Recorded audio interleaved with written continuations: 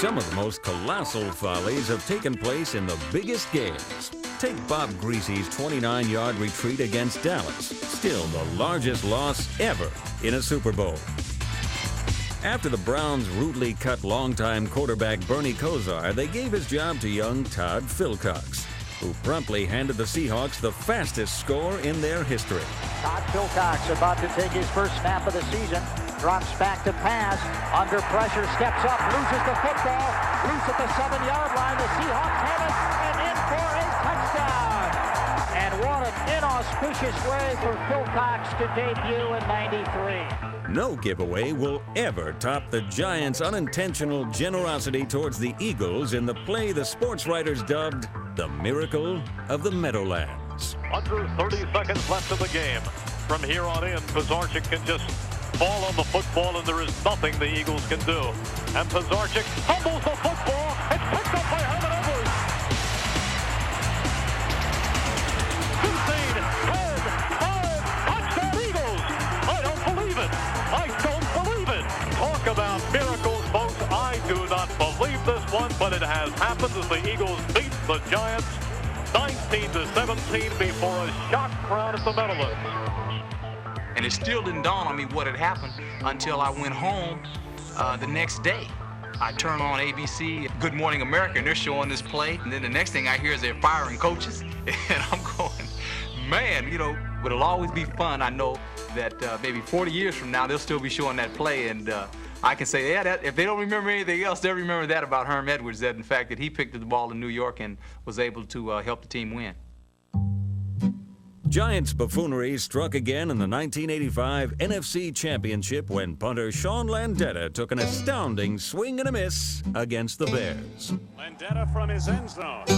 Bears will get good field position. Oh, he missed this! This is the football. He missed it! On the field. All right! It's Sean Gale!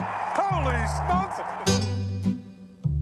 A year later, the Giants were there to watch someone else play the sap. The place, the NFC playoffs. The victim, legendary 49ers receiver Jerry Rice. Montana looking right, swing pass. Rice has got it to 40, 35, 30. He's going to go. He dropped the ball. Knocked out of his hand. He picks it up near the goal line. Lost it again. Giants have it. Jerry's juggling act helped put the Giants in their first Super Bowl. But of all the historic follies, the only one that caused an entire section of the NFL rulebook to be rewritten was the Raiders' notorious Holy Roller play. Oakland trails 20-14. 10 seconds left. The crowd takes up a chant of defense. Trubisky and Banaszak are the backs. Slot right, Branch inside. Bradshaw, Stabler back. Here comes the rush. He sidesteps. Can he throw? He can't. The ball flipped forward is loose. A wild scramble. 2 seconds on the clock. Casper grabbing the ball. It is ruled a fumble. Casper has recovered in the end zone. The Oakland Raiders have scored on the most zany, unbelievable, absolutely impossible dream of a play. Madden is on the field. He wants to know if it's real. They said yes. Get your big butt out of here. He does. There's nothing real in the world anymore. The Raiders won the football game. The Chargers are standing, looking at each other. They don't believe it. Nobody believes it. I don't know if the Raiders believe it. It's not real. 52,000 people minus a few lonely Raider fans are stunned. A man would be a fool to ever try and write a drama and make you believe it. This one will be relived forever.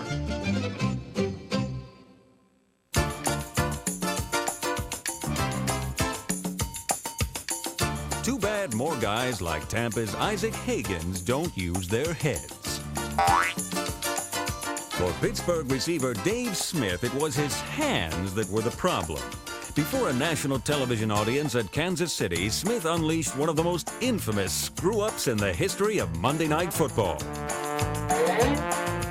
13 years later, Monday night viewers saw it happen all over again. Luther's back to throw. He's looking left.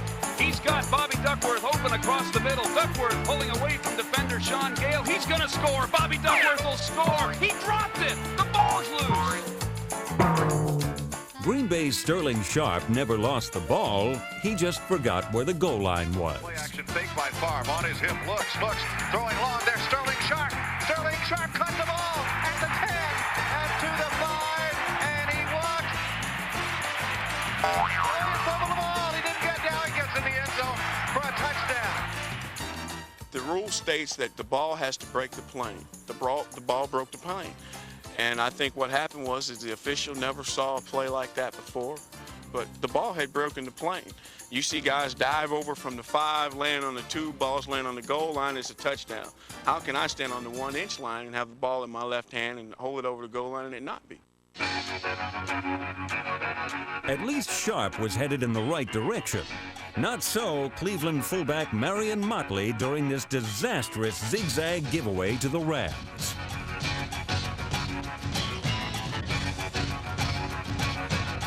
The Vikings were also in a gift-giving mood here against the Chargers. The toss to Brown.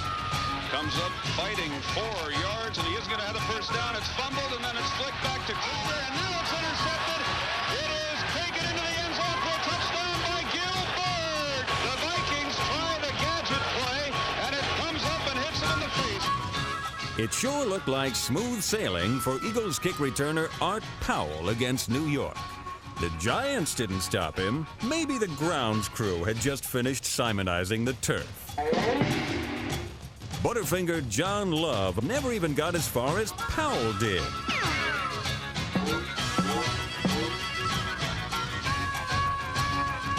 And the lights were on, but nobody was home inside the helmet of Ram kick returner A.J. Jones, number 24.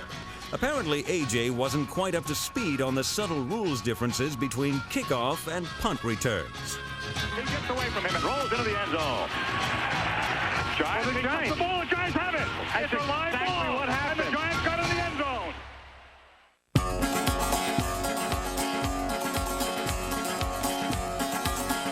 There are a million ways to score in the NFL. Green Bay's Philip Epps shows us his personal favorite.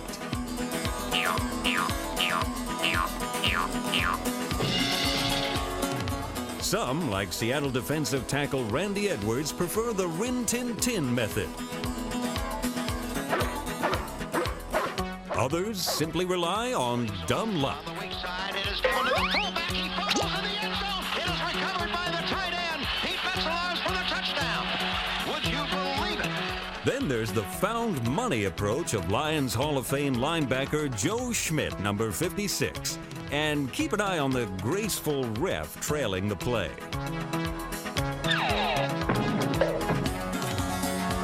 Dolphin holder George Wilson thought he'd outfox the Chiefs on this fake, but he forgot one small detail. Here, the Packers' MacArthur Lane gives new meaning to the term impact player. Two Steeler defensive backs had a similar powwow with a post while covering this pass play.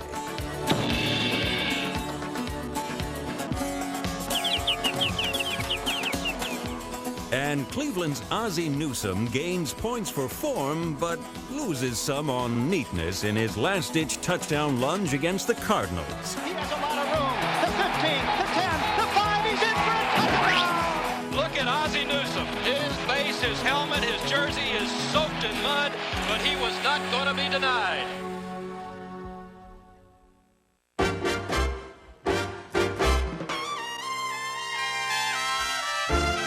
Too many cooks can spoil the broth in the NFL. A lot of guys got their mitts on this one before LA's Jack Dwyer gained possession, while nearly losing his jockstrap.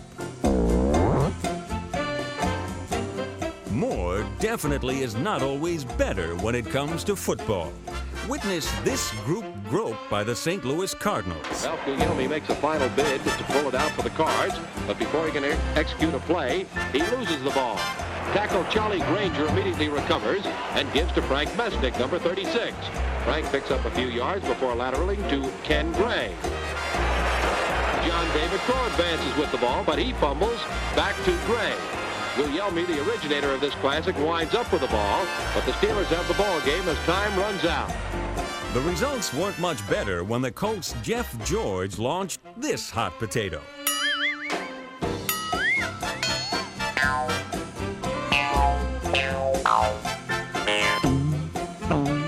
Packer Golden Boy Paul Hornung sported hands of granite here against the Cowboys. Paul Hornung mishandles a handoff. The ball seems to have a mind of its own as it leads everyone a Murray chase until Warren Livingston finally gets a grip on it, scampers over the goal line. Then there's this dazzling joint effort between the Steelers and Giants. Gets in for a long pass downfield. There it goes, but not into the arms of the intended receiver as the Giants roll. Gathers it in on the Giant 30, heads upfield.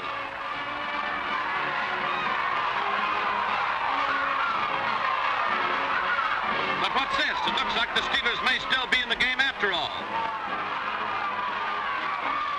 No, it's the Giants again as Ray Poole comes in to play the old stolen ball trick. Finding himself in trouble, laterals to teammate Tom Landry, who scoots all the way for the final Yes, score. it's that Tom Landry. Didn't recognize him without the funny hat, did you? Now try to keep a running count just how many Jets touched the ball on this classic. He doesn't know what to do with it. He runs, he zigzags, he laterals to Griggs, and Griggs laterals off on the near side to JoJo Townsell. Townsell at the 40. Townsell laterals in back of him to the big tight end at the 50. He laterals back to another player. He laterals back to Kurt Zone. Zone laterals back at the 40.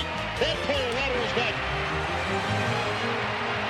It's loose at the 30. It's bouncing around. Bouncing to the 25. Bouncing to the 20. Picked up by Fa'aola. He laterals back to another player who throws it to a linebacker at the 10. That linebacker runs to the 20. He pitches off on the near side to a tight end who throws it behind his back.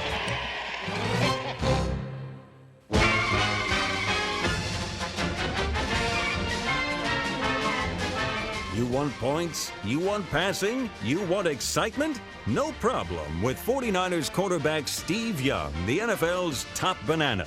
So what is this straight arrow, clean-cut, great-great-great-grandson of Brigham Young doing in this video? Well, Steve has been on hand for a quartet of the weirdest follies in football history. You know, I think there's some times in life where you do the really stupid thing, and right in the middle of the stupid thing, and you're realizing this is the stupidest thing I've ever done, like just from manna from heaven, you know, just comes and saves the day. Steve Young takes the snap. He's straight back. He looks to throw. Now, intercepted by Todd Bell. Bell laterals it over now to Richardson. Who laterals again. And it's taken by Tampa Bay down the right sideline. Vince Replin's going to go all the way for the touchdown. And everyone forgets the stupid thing that you did, and that was what's great about that play is no one can remember the interception. I was like, oh, that had to happen so we could do this great play and score a touchdown. So every once in a while as a quarterback, you need something like that because when you make a mistake, it's usually pretty glaring. In this Steve Young Tampa Bay treasure, the Bucs and Bills switch sports right in the middle of the football game. Forced up, fires over the middle, and it is up in the air. Carter battling, looks like volleyball. Is it a catch? It is. That is the strangest play I've ever seen. Just another thing where I almost jumped in the middle of that one. You know, I couldn't get there quite in time, but almost. In San Francisco, Steve was too nauseous even to see this one. Well, that was a game I started and I was sick with the flu, so I was in throwing up. I didn't get a chance to watch that one other than on film. But, you know, pretty alert by Mike Sherrard. Goes across the middle to Jones. He's down. He fumbles the ball. He was already down, I believe, but then it's picked up by Sherrard. 20, 15, 10, 5. Touchdown 49ers. Sherrard reached in and just took it away. And let's just refer to this next folly as Steve's heave to himself. That one will stick in my mind a long time because, you know, Ricky Waters is wide open in the back of the end zone. If I could just loft it over these defensive linemen, and I was so tired, I slipped and it fell off, and I was humiliated. And then it bounced back to me, and the humiliation got worse because I had to catch it and run it, and it was really bad. It's for the sideline. Still has the ball. Cuts back to his right. He's still at the 15-yard line. Throws on the run. He got his own deflection, and he's down to the 2-yard line. 49ers are 2 yards from the end zone on the zaniest play of the day by far. But now that it's been over, it's kind of a fun play to remember. But right when it happened, I was really embarrassed about the whole thing.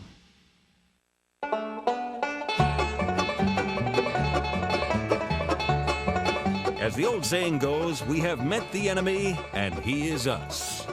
Take the sad story of Cardinal kicker Greg Davis, who boots the winning field goal against Seattle, only to have his grateful teammates treat him like an exposed lump of radioactive waste. Now, watch how the best efforts of New York Yanks quarterback George Taliaferro pay off with his sure-footed pass target, Bob Soleri.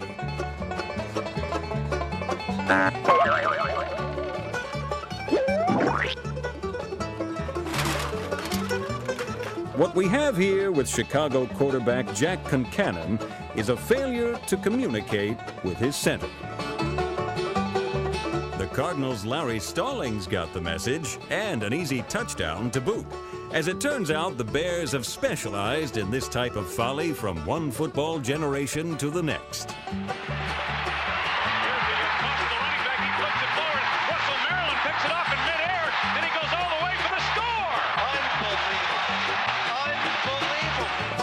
Maryland's belly flop provides the perfect ending to this play, don't you think?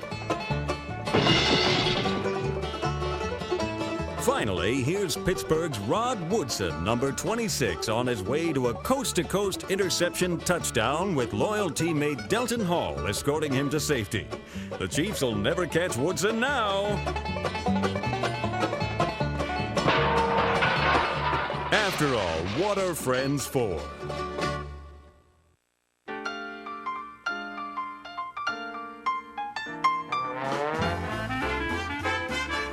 If the Dallas Cowboys are America's team, then the New Orleans Saints are the poster children of the football follies. What these guys have suffered through shouldn't happen to a dog.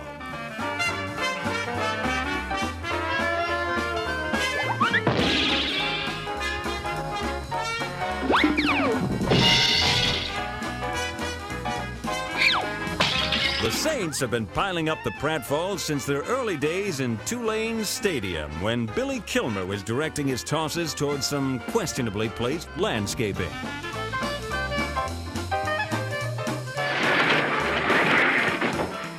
Even after moving to the Superdome, the Saints still didn't have a prayer. 34-34 tie. We're in sudden death overtime. Ertzlaben will take the punt snap at his own 23. Long count. Oh! It's over Ertzlaben's head. It's at the 10. It's at the 5. Anybody scores wins. Ertzlaben running. He throws the ball. It's caught in the air. Touchdown Atlanta Falcons win. Unbelievable! Quarterback Archie Manning has been at the epicenter of these Saints disasters, including this toss to teammate Paul Seal. But Archie's got an even better one than that. We've been losing, obviously, but we played the Bears, and they weren't any good either. So it was a hot day in Tulane Stadium, and as we ran, I think I tried to go to the right a little bit, and I don't know if I just didn't protect the ball or what, but somebody punched it out. And I guess when the smoke cleared, it was a Bears ball back on about the 40-yard line. In their first 20 years, New Orleans never had a winning record. But that dry spell ended the same season the Saints turned this folly into fortune. Forcade out of the shotgun, 2nd and 10 from the 47 of the Saints. Retreating, stepping up, throwing deep down the near sideline. It's going to be picked off back to the 40, 45, to the 50, to the 45 of the Saints. The ball comes loose. Another Ram has picked it up. This is a lineman. This one's going to be seen on the highlights for a long, long time. 28 looking to lateral it. The ball goes loose and the Saints have it. It's Forcade. He's got it at the 40, 45, 50, 40, 30, 25, 20, 10, into the end zone for the touchdown. Ah, we got that jambalaya voodoo magic working now.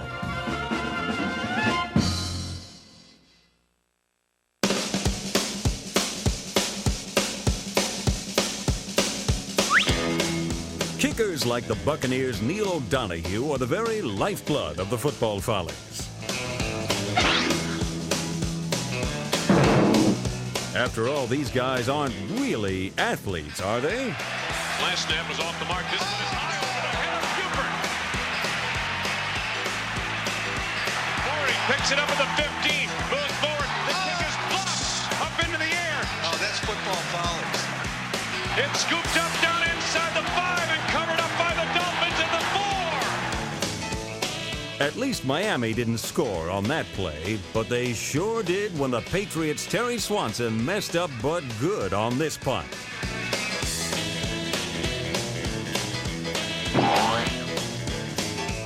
Swanson did manage to attempt a kick.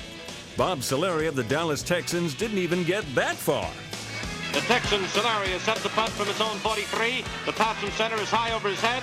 He recovers the ball, attempts a lateral. However, Eagles tackle Vic Sears, who's Johnny on the spot, as he intercepts the leather and rambles 9 yards into the promised land with his first touchdown in 12 years of pro football. When punters are asked to hold on field goals, it can be trouble. Just ask the Jets' Louis Aguiar. But that was a love tap compared to what happened to Chicago's Bob Parsons. For real embarrassment, look no further than Raider punter Jerry DePoyster, number 4. First, he slips on the kick. Then, one of the lamest punts in NFL history is returned for a touchdown. And to cap off a great day, DePoyster ends up on the business end of an Oiler elbow.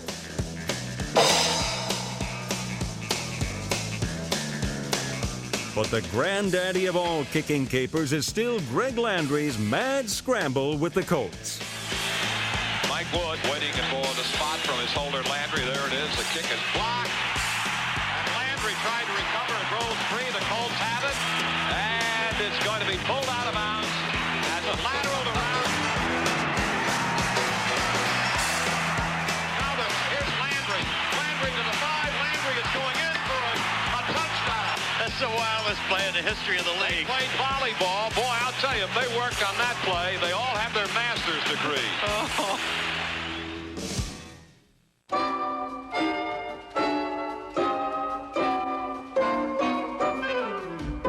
They can't suit up or play, but somehow the fans have found a way to crack our top 100. These die-hard end-zone Dolphin rooters must have felt like the Gulf Coast catch of the day while fishing for this Colt field goal. In older parks like Chicago's Wrigley Field, the technique for tracking down loose balls didn't cost much, but required some street smarts. Today's fan, like this fellow in Green Bay, has a much better handle on the situation. It's an important lesson to be learned. Stay alert. Nice going, lady, but our advice is hawk the football and spend the proceeds sprucing up that wardrobe for you and your daughter. Even if the grandstands don't have too many well-dressed ticket holders, at least a few of them sport the right moves for grooving to a def jam.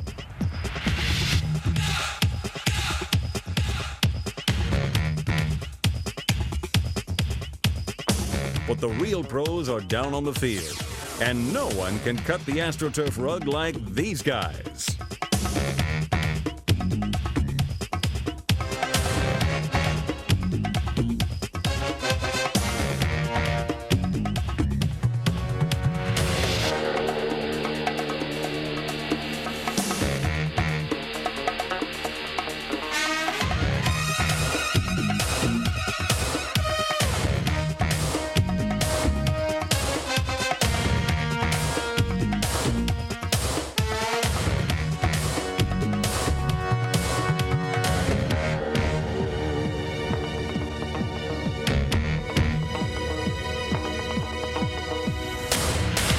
Packing the biggest punch is the Eagles' Vi Sikahema and his Fists of Fury touchdown dance.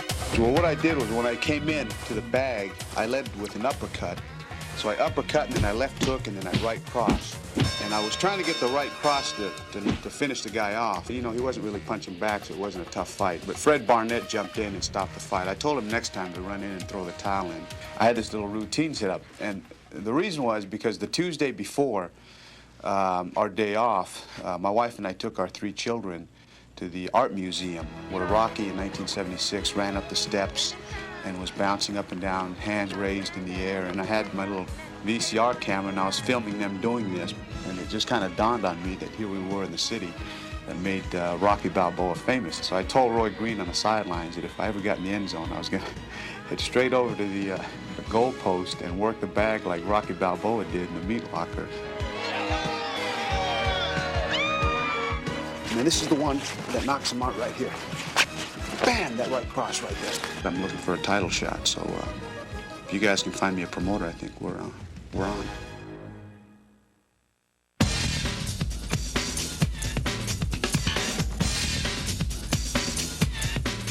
Jet quarterback Bob Davis is about to discover that dodging defenders can be a day at the beach compared to the evils lurking on stadium sidelines.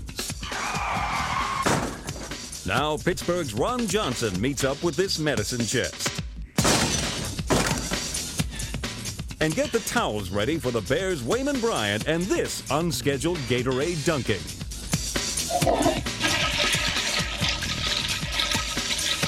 Bills kick returner Lou Picone is about to wipe out a half hour's work by the team water boy.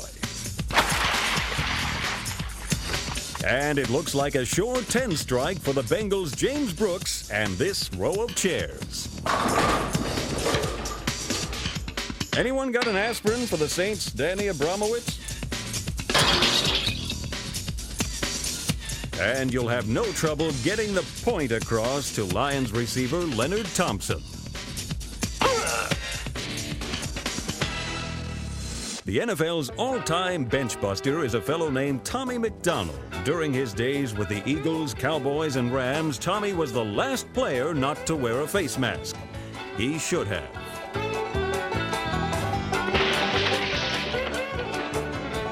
I actually got hit one time, and I separated my shoulder, and I even got up with that separated shoulder and stayed in for 2 plays. And then I went out after the 2 plays because I didn't want them to know that they hurt me. This tarp tumble ranks among Tommy's very best. McDonald wasn't a big pass target, but 6'8" Harold Carmichael sure was, which makes it even harder to believe this shocking vanishing act. Seems like somebody also wanted to make Cleveland's Bobby Mitchell disappear too. Someone should have gotten a snapshot of that. Too bad a sideline photographer never got that chance after his ill-advised rendezvous with the Giants' Phil McConkey. Somebody get me out of here! Maybe Theodis Brown of the Cardinals had the best idea. On the subject of sideline collisions, it's probably wise just to sit the whole thing out.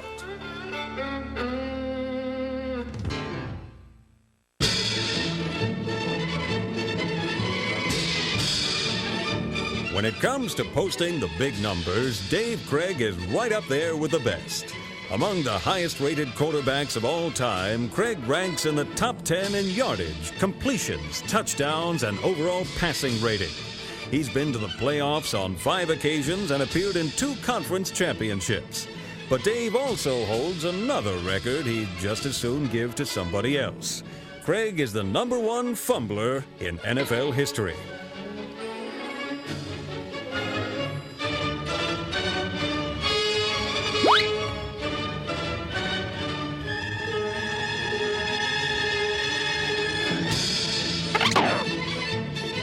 When you've played as long as Craig, you're bound to cough it up now and then. Still, it isn't exactly Dave's favorite topic of conversation. Well, you don't like it because it's a negative. You know, you fumble the ball, it's a turnover, so I don't particularly like it, and that's about it. I don't reflect on it too much. That's okay, Dave. We will. Oh, Craig lets the ball get away from him. Mecklenburg's chasing him. It's on the 2-yard line. It's Mecklenburg rolling into the end zone. Sometimes it's teammates like receiver Brian Blades who mess up.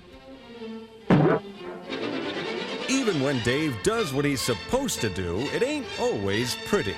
But in the NFL, the stars get paid for results, not artistry. And that's why so many of Dave's ugly duckling plays usually end up as beautiful swans. Craig fumbles the snap. There's a scramble for it. Nearly fielded by the Rams. Craig gets it back at the 20. Throws it in the end zone. Touchdown! I don't believe it! What better way to spread Christmas cheer than to live up to that Yuletide adage, "'Tis blessed to give as well as receive."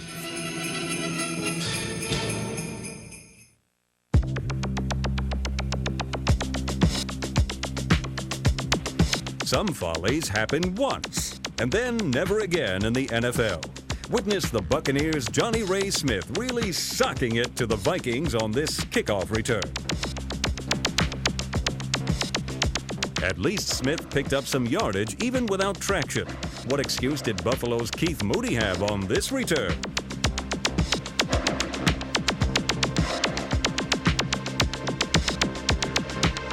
Whoever hit him must have also leveled San Diego's Buford McGee on his run back in Kansas City. McGee on the kickoff at the 5, 10, 15. Bobbles the ball and Bruce, and Chiefs have picked it up. It's picked up by Kevin Warren. He's in the end zone. Touchdown. Here's another never-to-be-duplicated blooper. The Packers' Michael Douglas botches a sure touchdown with some unintentional curbside service.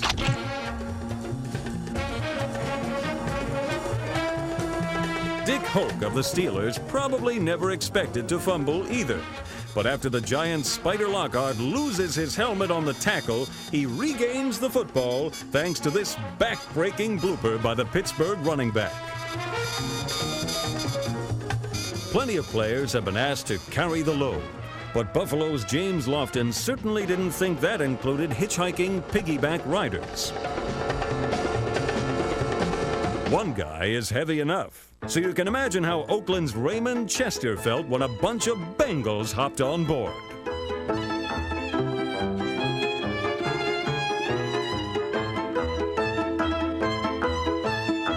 The strangest free ride of them all may have been provided by Jets receiver Rob Moore. Rob Moore made a leaping grab. I thought he was falling into the end zone. He did fall. And look at Rob Moore. He's got the pylon on his back. That's right. The pylon is stuck to his back. Our next play boasts two blunders for the price of one. First, this pair of oafish Ram defenders do their job. Then Johnny Morris chips in.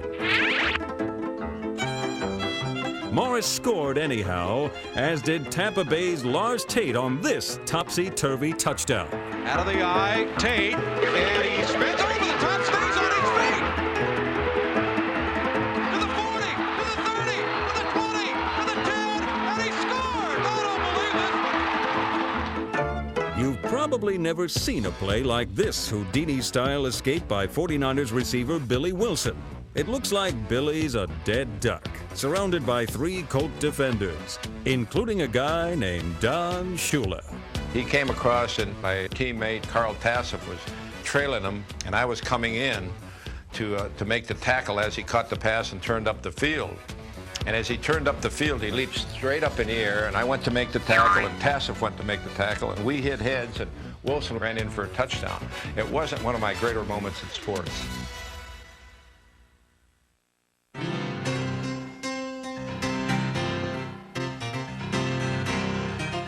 You know how it always is on Get Smart or the Pink Panther? Dumb detective somehow bumbles his way to solving the case? Well, it's a lot like that in pro football, when even the most horrible plays turn out all right in the end. Take this rescue act by the Rams' Jim Peterson against our old buddies, the New Orleans Saints.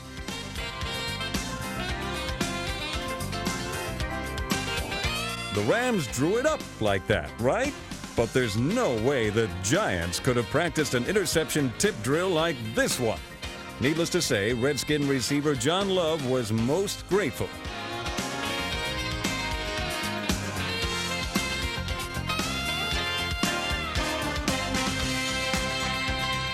The Colts' Joe Washington nearly self-destructed against Buffalo, but quick thinking and a quicker passing arm saved the day.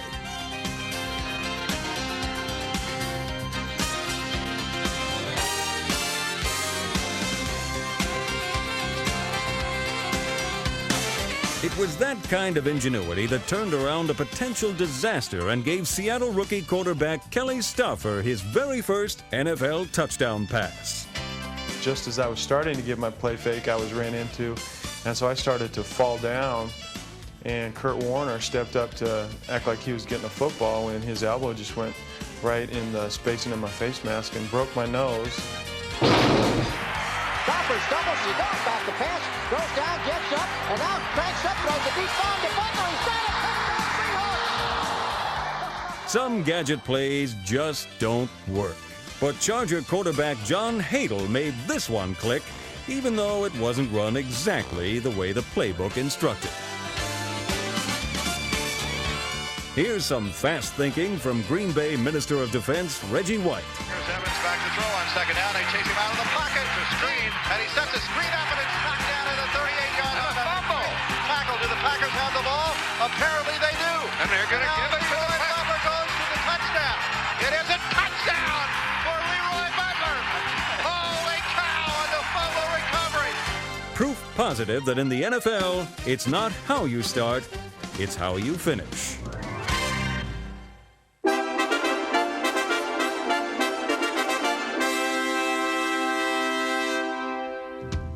We begin our final countdown with the only man to crack our top 10 twice. Cowboys defensive tackle Leon Lett.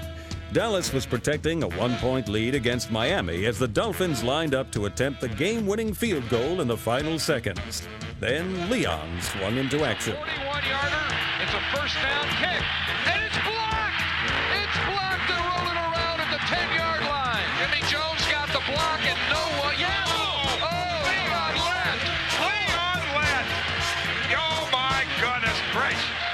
I think they get another shot. This is Miami's ball. And when they kicked the first field goal and Leon touched that ball, everybody was like, oh no, you know, everybody going crazy. Not Leon, not Leon. I was like, hey man, it happens. The Dolphins got a second chance and didn't miss, curling Jimmy Johnson's hair with an embarrassing Cowboy defeat. It wouldn't have been so bad, except that 8 months earlier, Leon had already made himself a household name in the billion or so homes that watched his blunder in the Super Bowl. Fourth down to throw. Pressure, sack by Jeff Taylor. And fumble. And Leon Lett. He's got the 40. Take a look at here he goes. Here comes Leon to the 20. Go Leon Lett knocked out of his hand. It's a fumble. It's a fumble. He had it knocked out of his hand. Oh, Leon.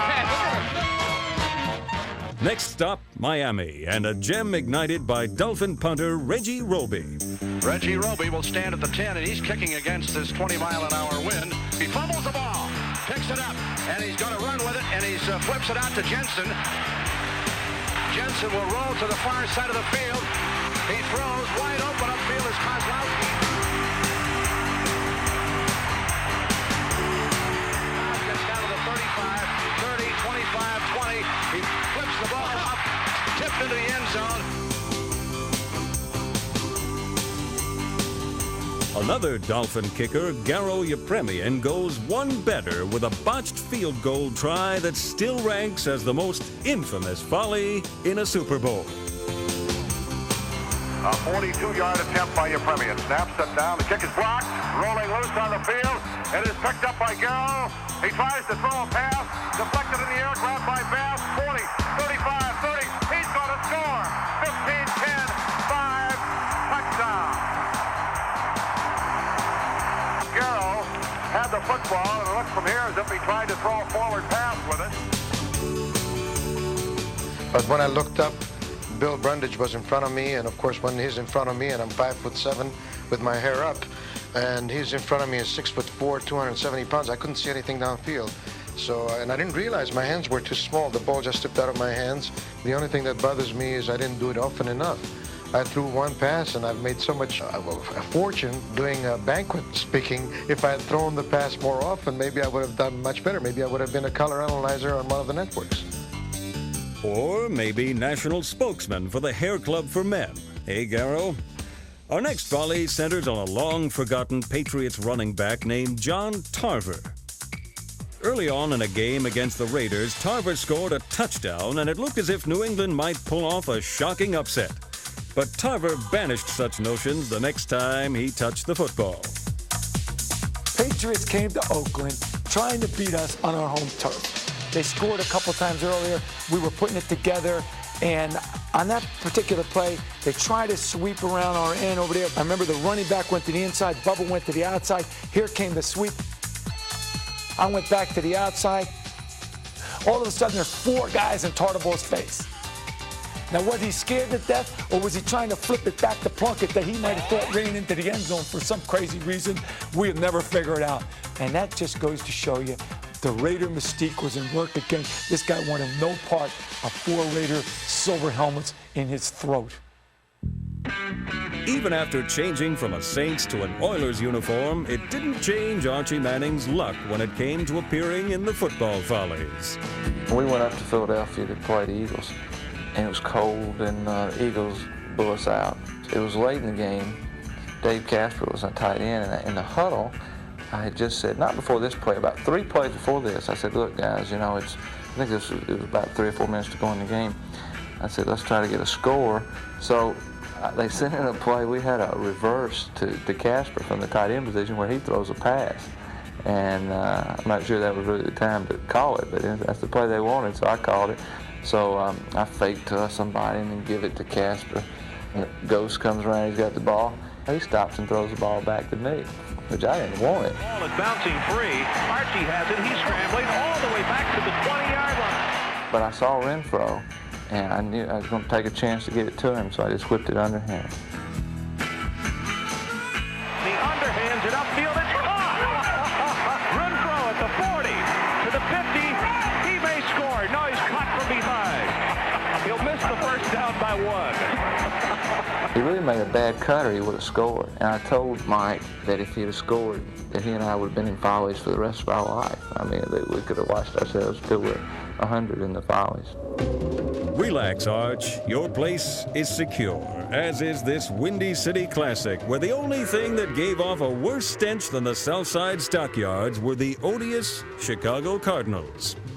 Hold on to your seats for this play, folks, for it'll be a long time before you see another like it. Ollie Matson takes the handoff but fumbles. Everyone gets into the act as a wild scramble follows. Big Bill Fisher finally grabs up the loose ball, and the 250-pound guard goes barreling down the sidelines. Fisher has a fine time before flipping to Billy Cross, who hops into the end zone. Now we're blessed with a father-son Follies combination. Cowboys quarterback Danny White was present for a foul-up or two during his career, but nothing he did will ever top what his dad, halfback Wilford Whizzer White, number 33, pulled off while playing for the Chicago Bears. It's an episode the White household still can't fully comprehend. I've seen it on film, but not for years and years. I think he's scoured the countryside and found every copy of it and destroyed it, or he's got it in his attic.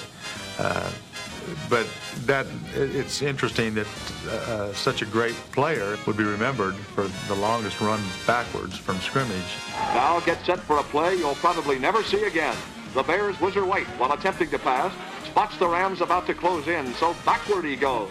With 3 Rams breathing hard on his heels, White sprints goalward, but in the wrong direction. For 51 yards, White hit the backward trail. Then, to top it all off, he gets hit and fumbles. Ken Kastner scoops up the loose pigskin and goes over for the touchdown. Pittsburgh wide receiver Buddy Dial earns the Follies runner-up spot with literally the most explosive play in our top 100. As the Steelers outgun the Cowboys in Pittsburgh, Bobby Lane connects with Buddy Dial for a touchdown. This one ended with a bang. Maybe this explains why Dial always flinched whenever anyone asked if they could take just one more shot. And the #1 football folly in NFL history belongs to Jim Marshall of the Minnesota Vikings. The league's all-time Iron Man holds the record for playing in 272 consecutive games, but will also be remembered for what he did one misty afternoon in San Francisco. The Vikings jumped to an early lead against the 49ers, but what happened soon after left everyone gasping in disbelief. Myra straight back to pass. Looking.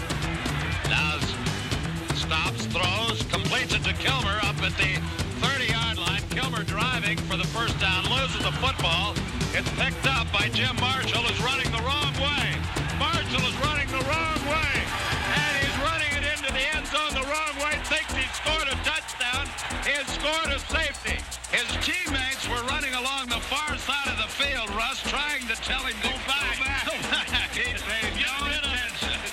came running down the sideline, and he was just jumping up and down, full of joy. And I was the first one to greet him. And I was so disheartened and disappointed, and here's my friend Marshall coming down the sideline full of glee. I said, Jim, you ran the wrong way. While the 49ers fans chuckled, the dejected Marshall got some words of encouragement from his coach. Norm Van Brocklin was great. We went in at halftime of the football game, and he said, Jim, he said, you're the only guy who's done something interesting in this football game. So this has been a damn boring game, you know. But just forget about it and let's go back and have a great second half and win the football game, which we did. Ironically, it was another fumble recovery, this one caused by Marshall, that provided the Vikings with the margin necessary to beat the 49ers. But just a few months later, when Jim was to fly to an awards banquet in his honor, Marshall got on the wrong plane and ended up in the wrong town. A fitting conclusion and the perfect punchline to the NFL's greatest football folly.